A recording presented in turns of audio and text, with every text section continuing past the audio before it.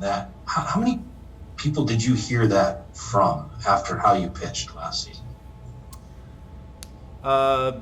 Pretty much everyone. I'll tell you what's really awesome though is to hear that from guys like Ponce, guys like Gomber, Woody, that reached out to me and said, "Dude, you can't retire." And I appreciate that so much from the guys who are really on the doorstep of breaking in and making a name for themselves. They could be selfish guys, but they're not. They're team players, and they want us to succeed, and they want to see me do well, which I really appreciate. So, yeah, I heard that from a fair amount of people. It made me feel pretty nice. Last year, given what the team went through. The year before, what I heard, well, not the year before, but 2 years before, I heard it was, nice having you around for those years that you used to be a decent pitcher. That was what I heard not from so much from teammates, but everyone else. So it's good to have the script kind of flipped a little bit. Last year, given what you guys went through, and particularly the 2 starts you had, the first one against the White Sox and then the one on your birthday when the bullpen wasn't available, what did you learn about yourself as far as not just a pitcher, but maybe even as a leader, helping to pilot the team through that? Well, it's more than just those 2 starts, too. I think with the idea that I was going to finish every start, I almost finished the Cubs game at Wrigley. I almost finished another 7-inning game. I finished another 7-inning game against the Brewers. But, it was those starts where you're feeling like, all right, this is what elite pitchers do. They carry their team deep in the game with a great chance to win the game and save the bullpen, and confidence shown from your players behind you, and that kind of feeds into your own confidence as a pitcher. All those things kind of work together to kind of help me get it back into a good mental place where I hadn't been in quite a couple or few years. Jeff Jones, Belleville News Democrat. Adam, as far as today goes, when you consider what a first outing of spring could look like, is one where you might have to throw a couple extra pitches on the side to hit your ceiling kind of be ideal here? Absolutely. The rest of the year, that's the plan. To attack hitters and get them to hit the ball on the ground early and get ahead in the count. I mean, my whole career is when I get strikeouts, it's usually when I get a lot of strikeouts, it's because I went deeper into the game. I'm not gonna strike out 2 and 3 guys an inning usually a whole lot of times, but if I go 9, I'll strike out 7, or I'll strike out 8 or 9. When I go 7, I'll strike out 6 or 7 or whatever. And so that's how the strikeout numbers add up to me over the season. When I'm aggressive, that's when I get ahead in the count, and then I can do some really good things, get them on the defensive. I can strike guys out. I can make them hit the ball in a weak contact. But it all starts with strike one and how you finish them. There were a couple of curveballs today that the stadium gun had starting with a 6. Is that something that's been worked on right now? Is that fair to say? Well, velocity decrease maybe? That's something I tinker with every now and then. I'll those were strike ones. Later in the count, after I've showed him a slow one, maybe I'll bust a 76 out or, spin it a little bit harder here and there. But strike one, I can't imagine, even if they're facing me for the 400th time in a row, it's going to be hard to sit on a 68-mile-an-hour curveball, 66-mile-an-hour. KK just came over and goes, 68, not bad. Tomorrow I'm going to try to beat it. So we got a little competition in-house too, where we're working with. But I think it's cool when you can change speeds, change locations. It makes it a lot more complex for the hitter. Randy Carricker, ESPN 101 St. Louis.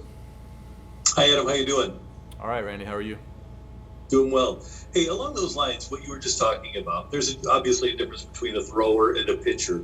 Are you a better pitcher now than you ever have been your entire career? I don't know. I used to be a pretty good pitcher too, man. 2014 was, in my mind, the height of my pitching ability as far as making pitches, doing different things. 2013, I felt the strongest on the mound that I ever had felt. 2009 and 10, I really felt compact, and my delivery was very consistent, and I was consistent on the mound. But 2014, I was 2 steps ahead of everyone usually and was able to make some pitches. So I'm certainly a better pitcher now than I was a few years ago. I'm getting back into a lot of the things that I used to do really well. And I think a part of that is just knowing yourself as a pitcher, knowing who I am, knowing what I'm going to bring to the table, and not trying to do too much with it. I think for a few years there, when I started to lose a little bit of my gas pedal, I was fighting, trying to keep up with, a Carlos or Lance Lynn or somebody who was throwing harder than I was, that was doing outs, making outs differently than I was making outs, and I tried to be somebody that I wasn't, maybe a little bit too much sometimes, and started being more of a thrower than a pitcher, got away from what made me a good pitcher in the first place. So we're getting back to some of the things I used to do really well. When you talk to the young pitchers on this staff, do you ever bring up that sweet spot like you talked about 2014, where you're at the height of your physical and mental abilities? Well, that's the key. I mean, that one thing I'm working with a few of our younger starters is knowing who you are, but using the fire that you have inside of you to do cool things with it, rather than letting the fire burn up everything around you. It's a cool place to be when you're young. You have tons of ability, and you got all this moxie that you want to go prove to the world. That's a great spot to be in, but you got to be kind of under control in doing that. So those are kind of some of the things I'm working with. Okay, Derek Gould. Yeah, two questions, if you permit me. One kind of coming off after that.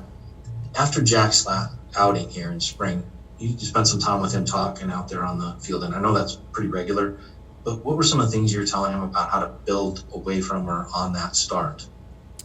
We had a great talk. Continued on the rest of that day, continued until today, actually. We had a really great talk today. So those kinds of things never stop. When you get to be an older player and you've seen some things and know what it takes, you can never stop teaching. That's the most important thing inside the clubhouse. If you're going to have a healthy clubhouse atmosphere, you can never stop trying to share what you've learned and what you've been through and what helped you go and what you've seen others have success with, and try to get people over the hump as fast as possible. Jack's in a spot right now where he's, everybody knows in the game that he's a potential superstar waiting in the wings to be a Cy Young contender year in, year out. And so now we just got to hone a little bit, and he's working on that. I wouldn't want to share too much about it because I don't know if it's something he wants to talk about or not. So, but it was a great conversation, very, very fruitful on both sides. And what I told him too was that those conversations help me also. Good reminders for me, but they keep me young. They keep me paying attention. They keep me still trying to learn the game. And when you're learning the game, that's sometimes when you're the best teacher of the game. When you stop learning, you think you've got everything figured out. Sometimes that's when you're not as such good a teacher anymore. The last question, I think we haven't had a chance to really talk with you here this spring, and it is the first spring with the Cardinals that you actually considered going elsewhere. What has that been like here in Jupiter as you've returned to home, basically for spring? Does it feel at all different because your eyes, looked elsewhere? No, it feels completely normal, honestly.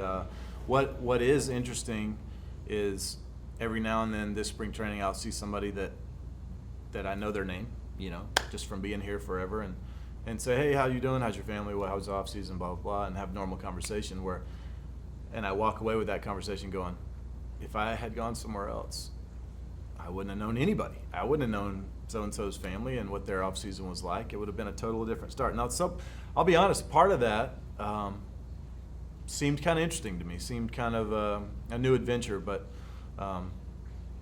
I'm liking the new adventure we're having inside the same clubhouse at the moment. That seems like a cool one for me. Rob Raines, St. Louis Sports Page. Adam, despite all the fact that you've done this for such a long time, is there still something special about the first start of the spring in your mind? Go out there and start this all over again? Yeah.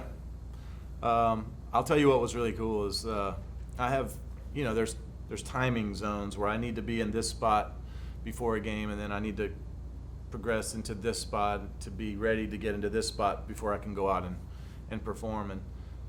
And inevitably, the first time out there, before you really can learn how to control your emotions again, you and I've made this mistake countless times in the past. You go, oh, the heck with it. I'm just going to go. And, I'm just ready to rock. And then you just walk outside and then you start throwing a little bit too early. And then you're like, man, I'm too early. Now what am I going to do? And it was fun to have those same kind of feelings come back today, but also to kind of squash it a little bit and be like, all right, I hear you, body. Like, I feel you trying to get going and do things you're not ready to do yet. Just relax. It's the first start. You're going to feel. I mean, I was talking through all this with myself. It was really fun.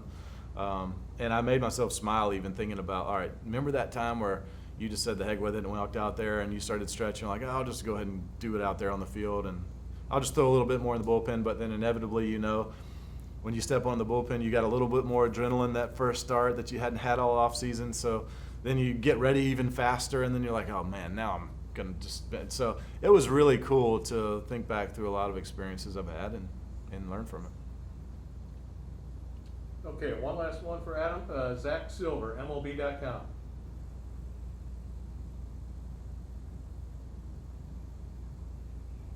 Can you hear me?